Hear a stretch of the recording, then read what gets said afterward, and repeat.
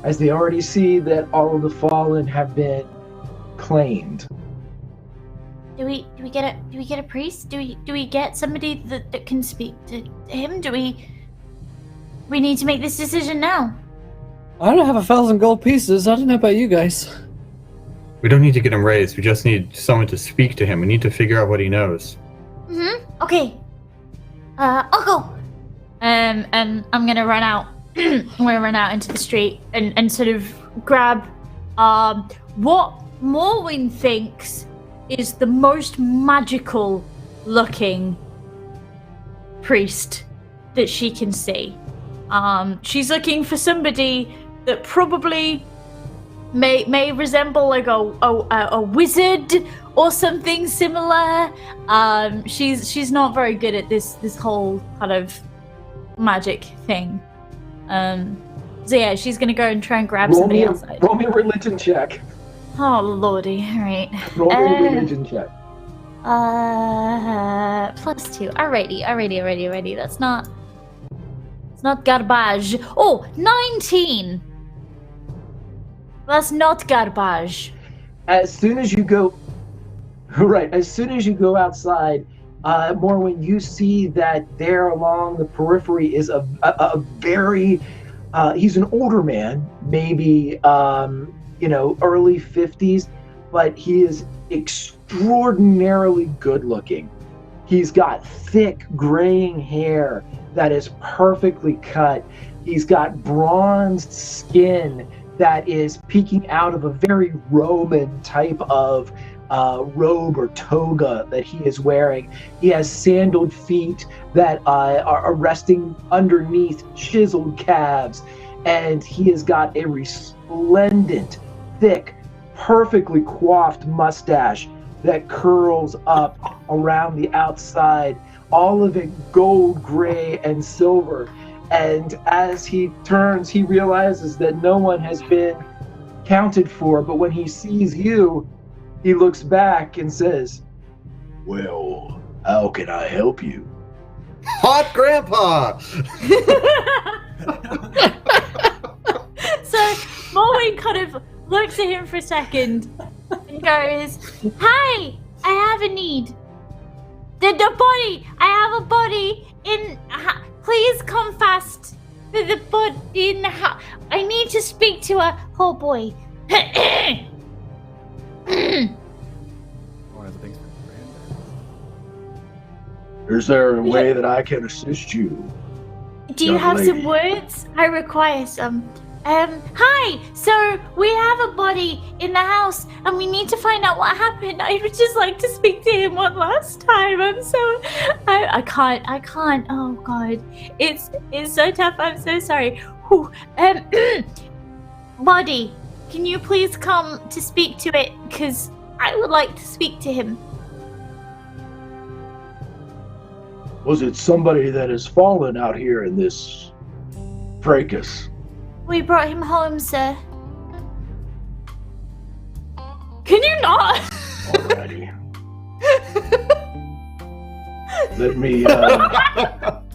let me see what I can do. And he begins to move, and somewhere in this misty, overcast sky that earlier Val was kind of sludging and tromping through, he glides upon his golden sandals as he walks into some beat that maybe only he can hear. But if Morwyn listens, she can hear it too. And as he comes Sweet in, Jesus.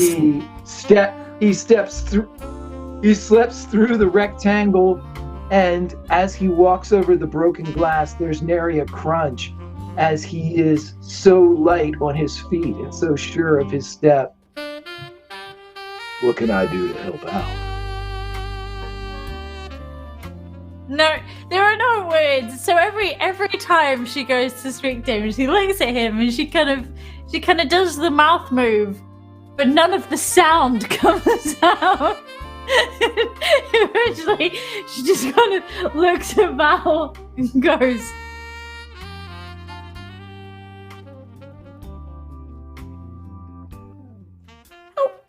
Oh my god. Val is similarly in awe. he has no words either. Are you a priest? Oh! Yes, I'm an altar boy. Yes, I am. Wow. Well, Whoa. this, man, Yowza. this man's Wowie. dead. He's not my aunt. No, he's still not your aunt. He's still not my aunt, but he is We'd dead. love you to raise the dead. Could you get him up for us, maybe? I'm so done with this game. I can pay. It was so nice playing with you all. I'm so done.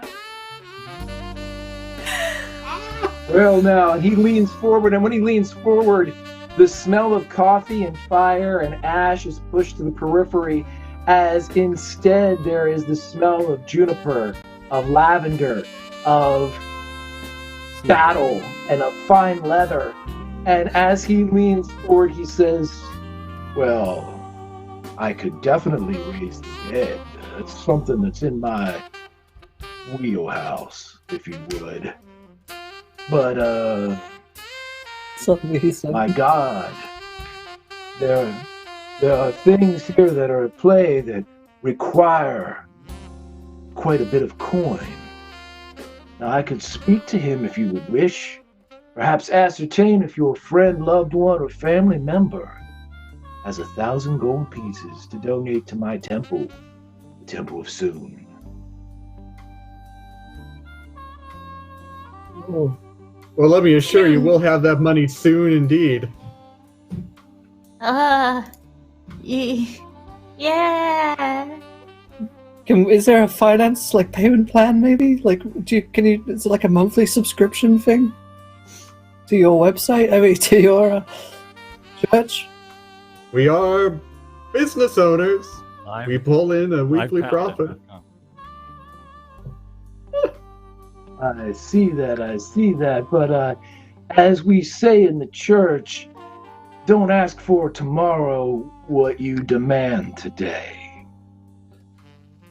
Would you Moen's like just me gonna walk over to I'll the till. speak to him No. free of charge. But Nope, Moen's gonna Hey. go to the till and see how much money's in the till. She's just gonna stride on over there. Any tills, safes, or anything, Moen is just opening them. Well, it's And not gonna- like we could it's just gonna speak take to you a him, right? while, Because right? This There are man no is friends with Volotham Gedarm and Renner Neverember. I think one of them could pick up the tab for No, saving this their... man may at not the leave. mention of- No, he Oh, must be here that- for a little while. It's fine. It's okay. We'll get somebody get Volo. Somebody get Volo. At the mention of 1,000 gold pieces and Volo's name being kind of associated with it, Volo, who's still in the area, immediately goes, look at this smoke and I smell leather.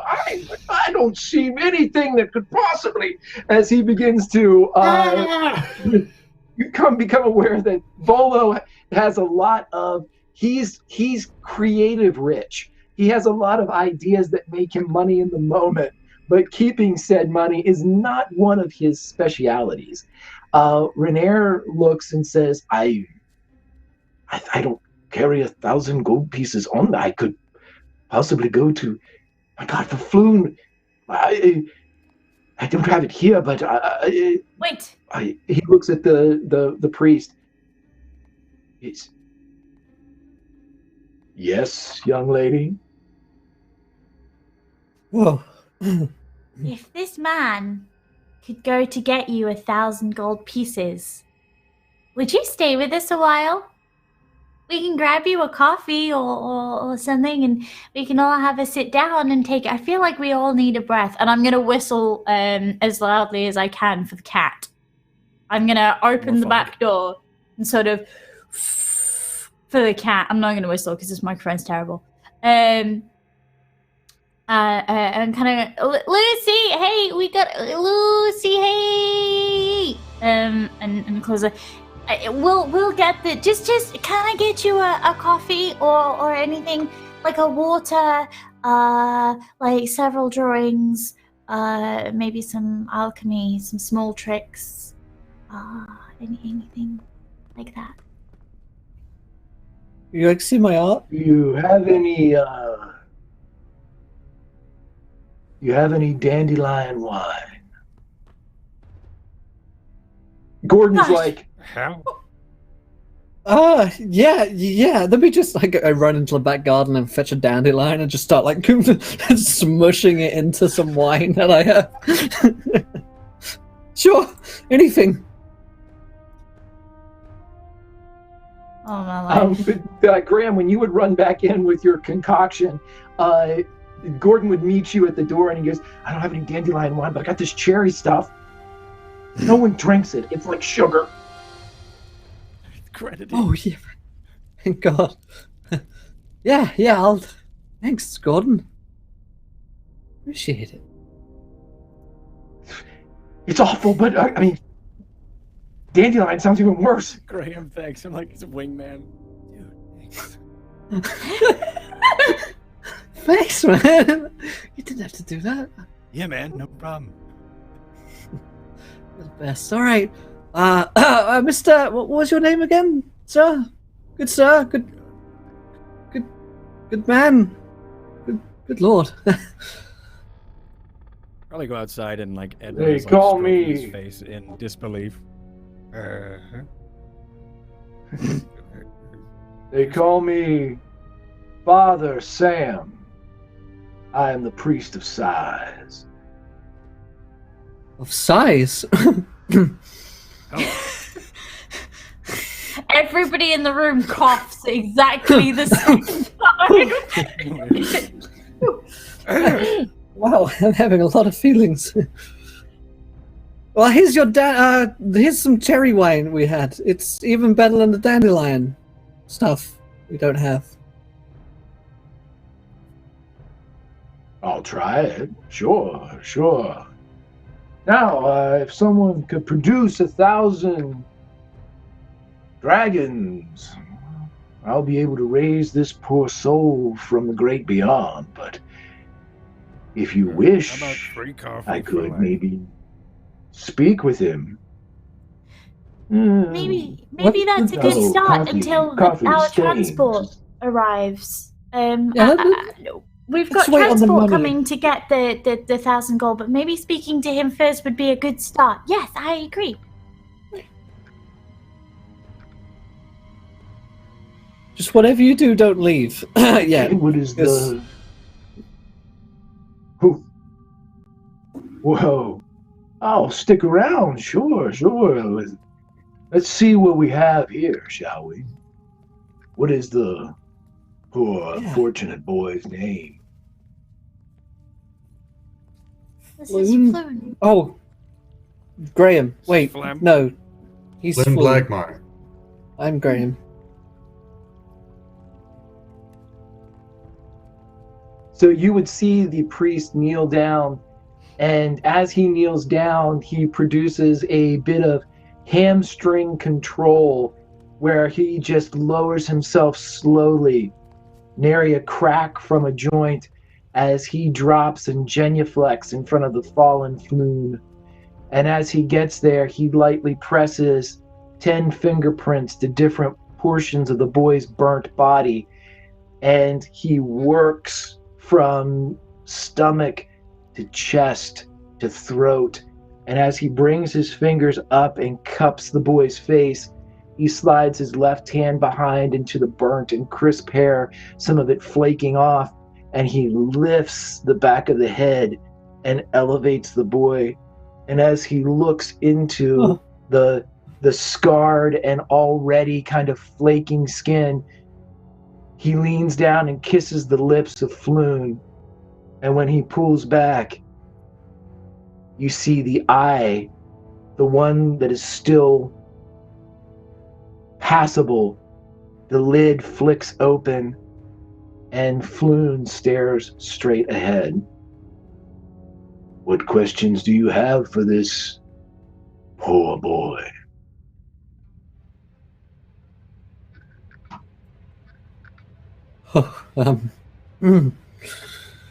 Oh, Oh, to be him. What do we want to ask him? You know, I admit to not having thought this far in advance. I got lost in the hamstring control. I don't know who this kid is.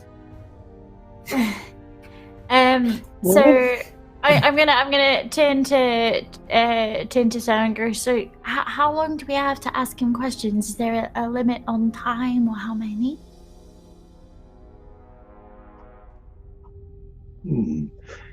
With my abilities, you have a few moments, but the quicker that you do so, the quicker and the more apt the responses will be.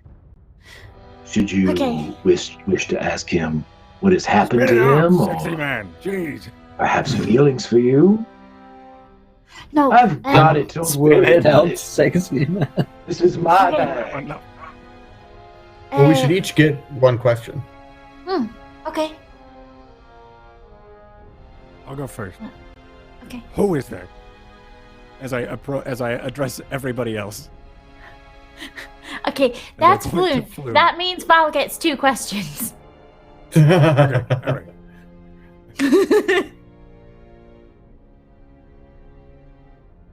Okay, yeah. Unless you address it specifically to the priest will ask the question. So if you ask questions of one another, it's not going to be picked up by Floon. Right. And, lemonade, red, it is cold. I mean, it's not going to be whatever the father of size asks. Can you ask him for his please when the last time he was inside London's fog was?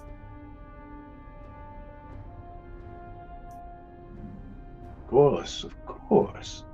Thank you. And he leans down, and in this deep whisper that you can all hear as he breathes the question into Floon's ear, when was the last time you were in London's fog? And the lips of Floon crack. I was never in London's fog.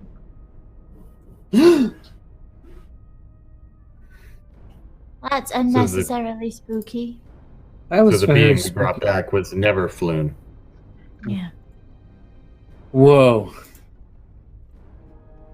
What is he then? Could we ask that? What Henry's kind now of holding a small creature? stone, size of a soap. Or I don't know. Do you think this Floon would know? I don't Think know you if ever this met the Floon would thing? know. Oh yeah. Oh, I don't know.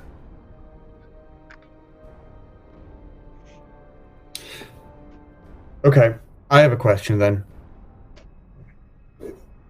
What caused the explosion in the alley?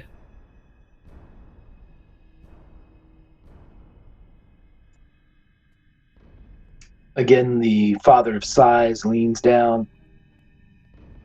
Dear boy, what caused the explosion in the alley? And again, the cracked lips of Floon. I don't know. I just saw fire.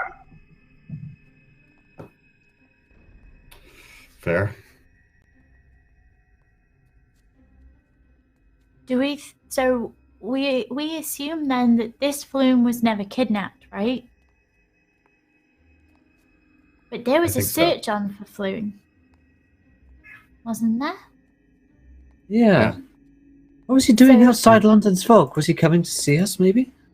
That's a good question. Why was he coming here?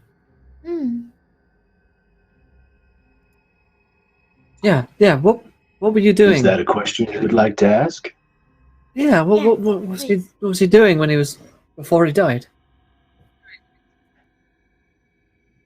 You see the father of size cradle moving from the back of the head, almost as if Floon were a large babe, and he holds the boy very tenderly. It's not seemingly an act that the man is putting on, as his own immaculate robes are getting stained by the soot and the blood, but he seems to pay that no mind as he holds Floon tightly against him.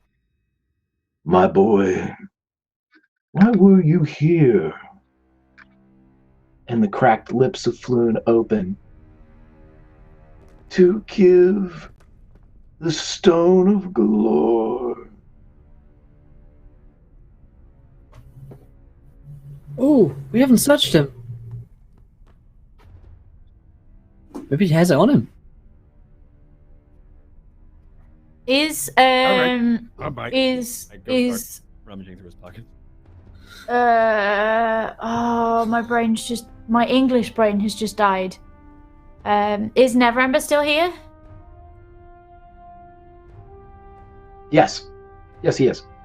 I'm gonna turn and look super pointedly at him to see what he does.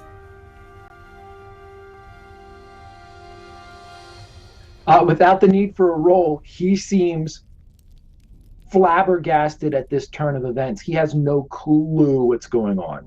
And he looks right back at you and, I don't know. I don't know. This is madness.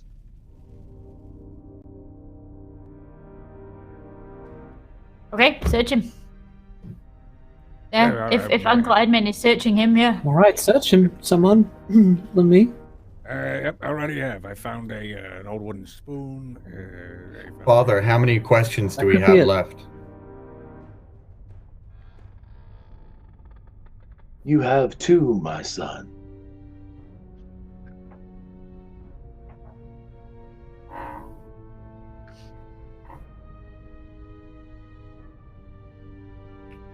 He's coming here to give us a Stone of Galore. He was impersonated by that creature. Who was really was- anxious for us to find the Stone of Galore. Right. He definitely Floon's wanted not a this sword. smart man. He's a handsome simpleton. I don't think he knows the bigger picture behind this. I know I don't. I'm What could smart. we ask him? We could ask him about the stone. I mean, if he knows about it. I mean, Yeah, why he has it, really? how he has it. How he got it? Yeah. Okay. How did you get the Stone of Galore?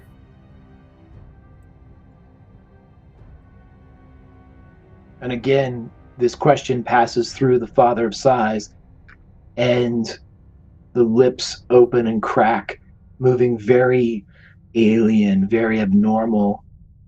But the response is, Renere's father gave it to me. His father.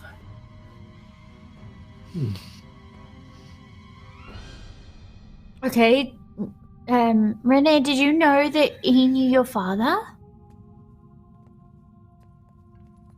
No, everyone knows my father. He's an asshole. He's In he a used to way be- that would allow him to have but this. it's not. I mean, presumably he knows everything, my father, but he's not here. He's in Neverwinter. He's not in the city. He's despised. He can't show his face here. Right.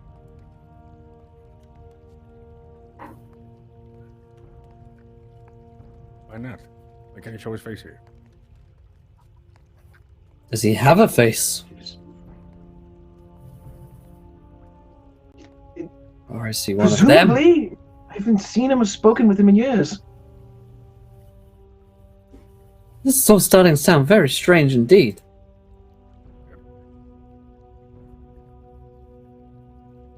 Okay, so what we know is there's a stone, and he was coming to bring it to us. But why was he coming to bring it to us? I mean, I take it he was bringing it to Renee, right? That would track. Did he have the stone on his person, Uncle Edmund? I'm We only have- looking I have here. not found anything that would resemble the artifact. Well, okay, We have- so maybe we should ask him where it is. Why don't you ask him where it is? He's hiding it somewhere. Or maybe we could ask him who was pursuing him. Right? Hmm. This can't have been a coincidence. He had to Well- have been hunted. If they found him and they killed him, which seems likely that they probably did, then they probably have the stone now, so... Okay, but That's we've probably a only smart got one question. question left, so this question has to be... Yeah, this one has to be a real killer. Well, if he This one dies, then he has to doesn't be know where the right. stone is, but Hey, he Joshua. knew who was pursuing him. Do we? What do we value more? The knowledge of potentially who it was that was after him, or the knowledge of potentially where the stone is now? I Which think one asking is him more I don't think he after him will knows get where the us both. stone is now. There's no way he knows. He died. If he's, Right, if he he's hidden died. it on his person, though, if he's hidden it on his Possible. person to keep it secure, like if he strapped it to his chest or something, well, That's fair. That's fair. we don't know what this thing is, right? It could be a boulder, it could be a pebble. I don't know, I'm bad at decisions. Somebody else make one for me. Okay. I'm gonna leave it up to you, Morwen. Okay. I That's your can't judgment. find it. You can't find it. Nope. If he came here and if he was going to give it to us, and it's either not on him or it's maybe it blew up. Okay. Maybe it was in his hand. I'd ask him when I think they took it from him when they killed him. He saw it. Okay. This is cheeky. Am I allowed a two-part question, or does it just have to be one question? Because I get it, but I really, really want to talk to this guy. Run on sentences. You can give it a shot. The Father of Sighs will let you know that once a question is heard by the Divine Magics, it will be answered. If it is something that requires a follow-up or additional information to be made into a question, whenever the question is heard from his lips, the corpse will answer if it can. Okay. In that case,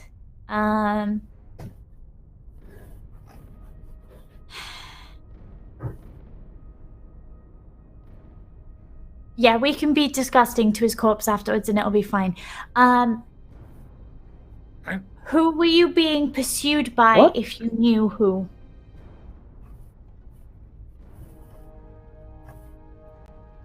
Father of Sighs looks, and again, with the last question, he pulls, almost in a lover's embrace, pulls Floon up to his face, and again whispers your question into his ear, and Floon responds, "A Tabaxi woman took the stone."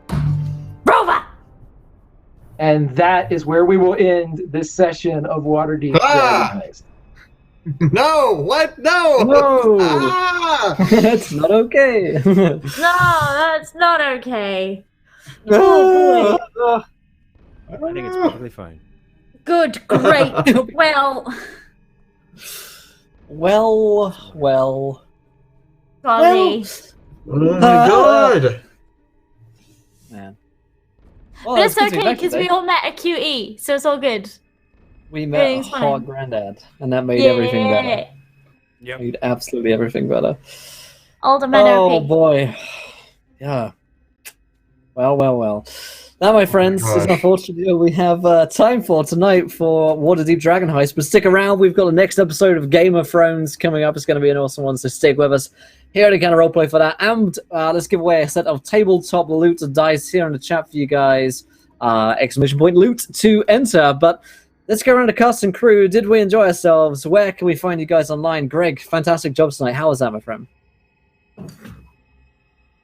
Oh, thank you very much, buddy. And I'm sorry for my audio problems and being so delayed. I hate stepping over people's lines, but my connection is just really, really bad right now. So if I stepped on my players' lines, I apologize profusely.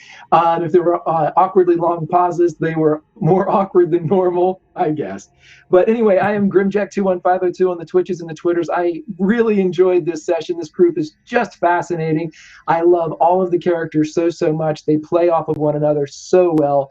And once again, I always give credit to the adventure itself, which is fascinating, and we are only briefly touching on an incredible depth of information inside the City of Splendors.